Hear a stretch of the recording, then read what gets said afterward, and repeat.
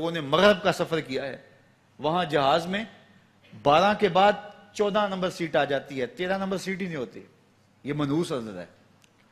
یعنی آج وہ کہیں اڑانے بھر رہے ہیں اور کہاں سے کہاں پہنچ گئے ہیں، لیکن یہ ذوف الاتقادیہ پوری دنیا کے اوپر موجود ہے.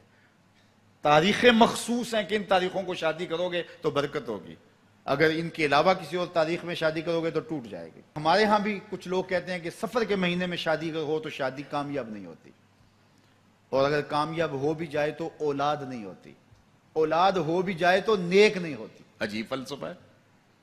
سیدہ فاطمہ تو زہرا رضی اللہ تعالی عنہا کی شادی حضرت سید علی المرتضیٰ رضی اللہ تعالی عنہ سے سفر کے مہینے میں ہوئی. مجھے بتاؤ ایسی کامیاب شادی بھی کوئی ہو سکتی ہے، اور ایسا اچھا جوڑا بھی کوئی ہو سکتا ہے؟ اور پھر کہتے ہیں اولاد نہیں ہوتی، حسن حسین اور زینب پیدا ہوئے. ایسی اولاد بھی ہو سکتی ہے. اچھا اولاد ہو جائے تو نیک نہیں ہوتی. مجھے بتاؤ حسین جیسا نیک کون ہوگا، حسن جیسا نمازی کون ہوگا، اور زینب جیسی پردے دار کون ہوگی؟ تو یہ لوگوں کی اپنی خواہشات ہیں، زبان پہ جو کہہ دیے لوگ وہی مان گئے. میں نے دیکھا ہے کہ بعض اوقات لوگ 1 گھنٹے کی تقریر سننے کے بعد بھی پھر بھی کہتے ہیں نہیں اصل ہمارے خاندان میں وہ واقعی منحوس ہے، فرق تو پڑتا ہے. جب اللہ کے محبوب نے کہہ دیا لا تیارہ، کوئی منحوس نہیں ہے، نہ دنوں میں منحوس، نہ ساعتوں میں منحوس، نہ افراد میں منحوس، ہمارے الو بھی منحوس نہیں ہے. تمہارے اندر کی برائیاں ہیں جو مجسم ہو کے تمہارے سامنے آتی ہیں، اس لیے کوئی منحوس نہیں. ہمارے والدین نے بچپن میں ہی ہمیں یہ باتیں اچھی طرح سے ازبر کروائیں اور ہماری تربیت اس طرح کی کہ ہم الحمدللہ کبھی بھی ذوف الاتقادی کا شکار نہیں ہوئے.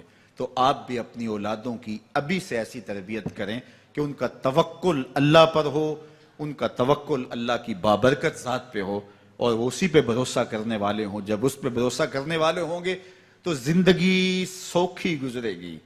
کبھی مشکل آ بھی جائے گی تو پریشانی نہیں ہوگی کہ دیکھیے کبھی خنداں کبھی گریاں، کبھی اللہ کچھ عطا کرتا ہے کبھی کچھ عطا کرتا ہے. وہ محمود غزنوی کو بوڑھے لوگ محبوب تھے، لیکن سب سے زیادہ محبوب ایاز تھا. تو ایک دن اس نے اس کو خربوزہ دیا تو وہ چٹخارے لے کے کھا رہا تھا. بادشاہ نے چکھا تو وہ کڑوا تھا. کہا ایاز یہ تو کڑوا ہے. تو کہا کہ حضرت ہاں کڑوا ہے. تو کہا پھر تم مزے سے کھا رہے ہو. کہا ساری زندگی ساتھ سے میٹھی نعمتیں کھائی ہیں، آج ایک کڑوا مل گیا تو پھینک دوں. جب اس پہ توکل ہوگا تو کبھی تکلیف آئے گی تو بندہ کہے گا کوئی بات نہیں، جے سونا میرے دکھ وچ راضی تے میں سکھ نو چلے ڈاواں. تو بندہ کہے گا ٹھیک ہے کوئی بات نہیں ہے، یہ اس پہ بھی میں خوش ہوں.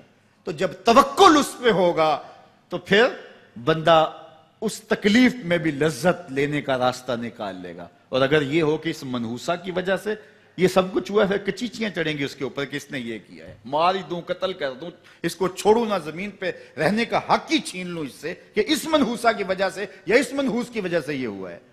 کوئی کسی کی وجہ سے نہیں ہوتا، یہ ہماری اپنی بدعمالیوں کی سزا ہے. اگر کوئی ہمیں نقصان در نقصان ہو رہا ہے تو توبہ کریں. 70,000 لوگ ایسے ہیں جو بغیر حساب جنت میں جائیں گے، ان کا کوئی حساب نہیں ہوگا. اللہ اپنے کرم سے انہیں یوں ہی جنت عطا فرمائے. صحابہ نے عرض کی یا رسول اللہ صلی اللہ علیہ وسلم وہ کون ہیں؟ تو آقا کریم نے ارشاد فرمایا کانو لا یکتوون، یہ وہ لوگ ہیں جو اپنے جسم پہ داغ نہیں لگاتے، مخصوص نشان جسم پہ لگا لیتے ہیں. یہ فلاں بزرگ کی نشانی ہے، یہ فلاں جو ہے وہ شہید کی نشانی ہے. اللہ نے جب تمہیں سالم الاعضاء پیدا کیا ہے تو اپنے بدن کو تم کیوں نشانی؟ اس نے ساری نشانیاں لگائی ہیں. اس کی نشانیاں اتنی پکی ہیں کہ اس نشانیوں میں فرق بھی نہیں لگتا نا. یہ تمہارے انگوٹھے کی نشانی ہے، 6 ارب انسانوں کو لے آؤ اور نشان انگوٹھا لے آؤ، کسی ایک کا بھی نہیں ملے گا. یہ نشانی تمہارے رب نے لگائی ہے. جیسی صورت تمہاری ہے ایسی صورت کسی اور کی نہیں بنائی. تمہیں منفرد بنایا اس میں. پوری کائنات میں سارے لوگ تمہارے جیسے ہیں لیکن تم پھر بھی الگ دکھائی دیتے ہو. سب کی 2 آنکھیں، سب کا ناک، سب کے ہونٹ، سب کا رنگ ملتا جلتا، لیکن سب کی شکلیں الگ ہیں. یہ زید ہے، یہ بکر ہے، یہ عمر ہے، یہ آس ہے، یہ فلاں ہے. دوسرے وہ ولا یسترقون، اور وہ رکیہ نہیں کرتے. یہ چھو منتر جادو ٹونا ہر وقت عاملوں کے پاس بھاگے پھرتے ہیں، اور وہ انہیں جو ہے وہ غلط سلط ٹوٹ کے ٹونے بتاتے ہیں اور وہ کرتے رہتے ہیں. عجیب لوگوں کے نفسیات ہوتے ہیں، صبح سے لے کر شام تک اسی چکر میں رہتے ہیں اور پھر ساری زندگی ان توہمات سے نکل ہی نہیں پاتے۔ اللہ نے تمہیں پیسے دیے ہیں، نئی گاڑی تم نے خریدی ہے، چھوٹے بچے کا جوتا کیوں باندھ دیا آگے تم نے؟ جوتا باندھنے سے اگر یہ ایکسیڈنٹ سے، حادثے سے گاڑی بچ سکتی ہوتی ہے تو پھر پاکستان کے جتنے پی آئی اے کے جہاز ہیں سب پر باندھ دینا چاہیے، سب پہ جوتے لٹکے ہوئے ہوں۔ عجیب تم نے فلسفہ تراشا، کسی نے جو ہے وہ کالی رنگ کی پٹی باندھ دی نیچے، اس سے اس کو نظر نہیں لگے گی۔ گھوڑے کے پاؤں کے نیچے جو کھری لگی ہوئی ہوتی ہے، کچھ لوگوں نے اپنے گھروں میں وہ باندھی ہوئی ہوتی ہیں کہ اس سے ہمارے گھر کے اندر کوئی مصیبت نہیں آئے گی، کوئی تکلیف نہیں آئے گی۔ کسی نے ہنڈیا اپنے گھر کے اوپر الٹی رکھی ہوئی ہوتی ہے، یہ ہنڈیا بچا لے گی، اور میاں ہنڈیا کیا بچائے گی تجھے؟ اللہ کے قہر سے کچھ نہیں بچا سکتا۔ جب تمہارے اوپر کوئی مصیبت نازل ہونی ہے تو کچھ نہیں بچا سکتا۔ اگر بچنا چاہتے ہو تو پھر اللہ سے استغفار کرو، اللہ تعالیٰ کی تسبیح کرو، اللہ کی تحلیل کرو، میرے حضور پہ درود پڑھو، پھر دیکھنا کہ مصیبتیں ٹلتی ہیں یا نہیں ٹلتی ہیں۔ تو یہ خام خواہ کے رکیے، اور یہ عامل لوگ جو ہیں ان کا تو کام ہی یہی ہے، ان کا کام چلتا ہے لوگ ذوف الاعتقادی میں مبتلا رہیں، اور یہ کہہ دیتے ہیں کہ آپ کے خاندان میں ایک منحوس عورت ہے، یہ اس کا کیا ہوا ہے، تو کوئی نہ کوئی منحوس تو پہلے ہی انہوں نے طے کر رکھی ہوتی ہے، فوراً ذہن وہاں جا کلک ہو جاتا ہے۔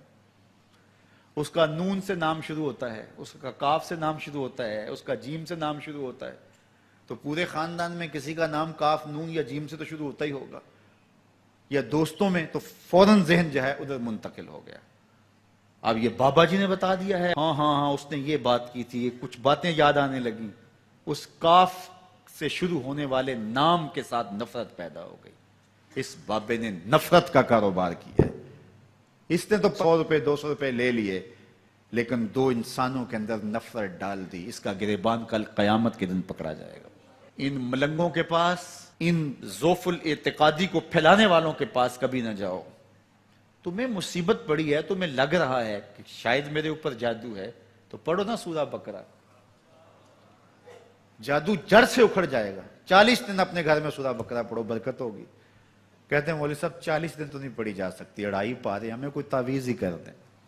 ہم شارٹ کٹ چاہتے ہیں نا، روزانہ صبح 2.5 پارے سورہ بقرہ پڑھیں، یہ تو ہم سے نہیں پڑھی جائے گی، تو آپ کوئی تعویذ ہی لکھ دیں۔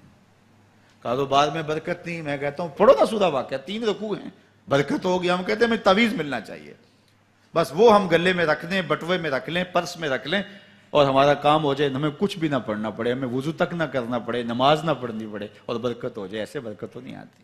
بیٹے کی شادی کی، بہو گھر لائے، ابھی 2 دن نہیں گزرے تھے، کاروبار میں نقصان ہو گیا، یا گھر کا کوئی فرد فوت ہو گیا، یا کوئی جانور مر گیا، تو کہا کہ یہ منحوسہ آئی ہے تو ہمارا یہ نقصان ہو گیا۔ اگر وہ نہ آئی ہوتی تو پھر یہ نقصان نہ ہوتا، پھر تم قیامت تک جینا تھا، یا اس سے قبل تمہارے کبھی نقصان نہیں ہوئے۔ تمہارے گھر کے اندر بیٹیاں موجود ہیں، یہ بھی کل کسی کی بہو بنیں گے، اور ان کا بھی کوئی نقصان ہو سکتا ہے، اور یہ بھی منحوسہ قرار دی جا سکتی ہے۔ پھر تانو تشنی کے تیر جو ہے وہ اس کے اوپر لگائے جانے لگے۔ کتنی زیادتی ہے، کتنا ظلم ہے، کسی کا دل توڑنا، کسی کا دل دکھانا، کسی کو منحوس قرار دے دینا۔ از خود تمہارے پاس کیا سند ہے؟ تمہیں الہام ہوا ہے؟ کیا حجت ہے، کیا دلیل ہے تمہارے پاس کہ کسی کو تم نے منحوس قرار دے دیا؟ کتنا مکار ہے انسان، اپنی بدعمالیوں کو، اپنی نیت کے کھوٹ کو، اپنی نیت کی کوتاہیوں کو، اپنی سستیوں کو، اپنے عمل کی کمیوں کو دوسرے کے اوپر مڑ دیتا ہے۔ کاروبار تو نے صحیح نہیں کیا، نقصان ہو گیا۔ صبح 12 بجے اٹھ کے تو گھر سے جا رہا ہے اور نقصان ہو گیا۔ تو نے 2 نمبر مال بیچا، آج پکڑا گیا اور نقصان ہو گیا۔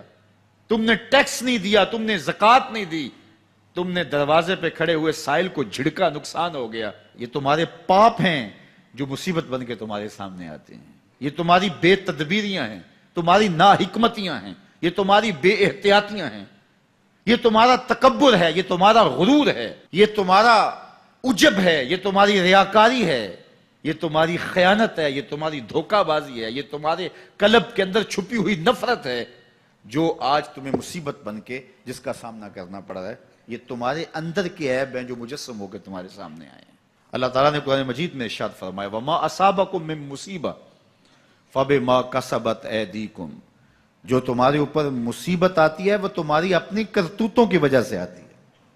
بیماری آئی تمہارے پرہیز نہ کرنے کی وجہ سے آئی، بیماری آئی تمہارا زیادہ کھا لینے کی وجہ سے آئی، بیماری آئی تمہارا نامناسب غذا لینے کی وجہ سے آئی، بیماری آئی وقت پہ سوئے نہیں، وقت پہ اٹھے نہیں، تم نے کسی سے زیادتی کی، بیماری تمہاری بدعمالیوں کی سزا ہے، مصیبت کا آنا، تکلیف کا آنا تمہاری بدعمالیوں کی سزا ہے۔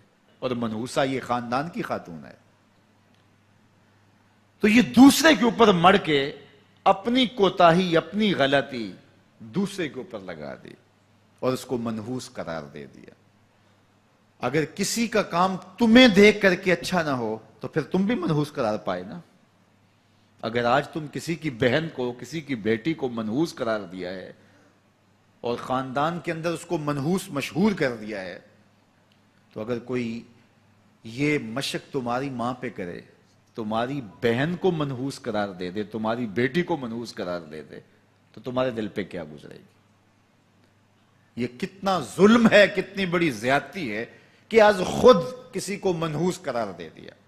کوئی منحوس نہیں ہے، کوئی لمحہ منحوس نہیں ہے، کوئی شخص منحوس نہیں ہے، کوئی وقت منحوس نہیں ہے، کوئی گھڑی منحوس نہیں ہے۔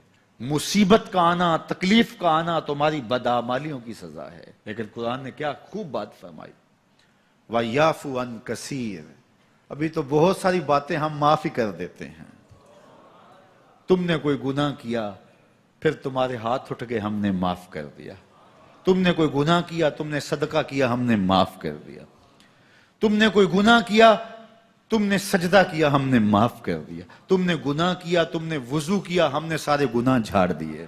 تو کچھ اعمال ایسے ہیں کہ جن کی سزا بھگتنی پڑتی ہے لازمی، لیکن زیادہ عمل ایسے ہیں اللہ فرماتا ہم زیادہ یوں ہی معاف کر دیتے ہیں۔ اور اگر ہم سارے معاف نہ کریں تم چل ہی نہ سکو، زندگی تمہاری گزرے ہی نہ، اتنی مصیبتیں تمہارے اوپر ٹوٹ پڑیں، لیکن تم وہ منحوسہ کو قرار دے کے اپنے اوپر سے ٹال رہے ہو، فلاں منحوسہ اس لیے سب کچھ ہو رہا ہے۔ AI وائس ٹی وی کو سبسکرائب کرنا مت بھولیں، لائک کریں، شیئر کریں اور کومنٹ سیکشن میں اپنی رائے کا اظہار ضرور کریں۔